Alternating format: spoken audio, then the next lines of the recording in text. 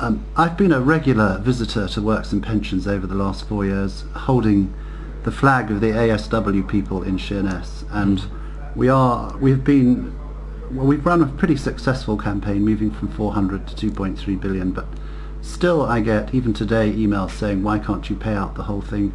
And we've got the court case decision, I think, on the 7th of February. So where are we, and why can't we pay 100%? Well, we had a ruling from the European Court last week, Derek, as you know, which looked at all of these issues. We're carefully studying the ruling of the European Court, and we need to think very carefully about what, if any, more help we can provide to people who are caught up in this terrible situation. We haven't come to a decision about that, but we are looking very carefully at the implications of the ruling and how we need to respond. The case will come back to the High Court later next year. The ruling next week is about the Ombudsman's report into problems about pensions. And as you quite rightly said, we have put significant resources into this to try and provide as much justice as we can to people who've caught up in this situation.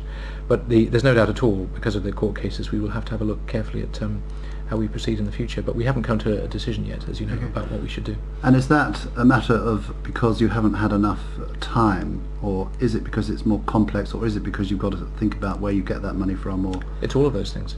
It is very complicated, and in fact that was recognised in the European Court, just what a complicated set of legal provisions there are in this area. The European Court did say that, and I think, to be fair to them, rightly so, that for all these years the UK government has been advised by the Commission of the European Union that we were implementing the regulations properly.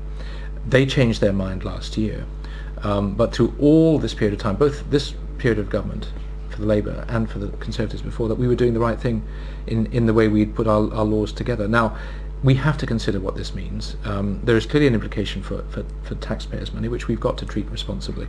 But we are looking very carefully at this judgment, and I'm sure we will have further discussions, you and I, about this over the next few months.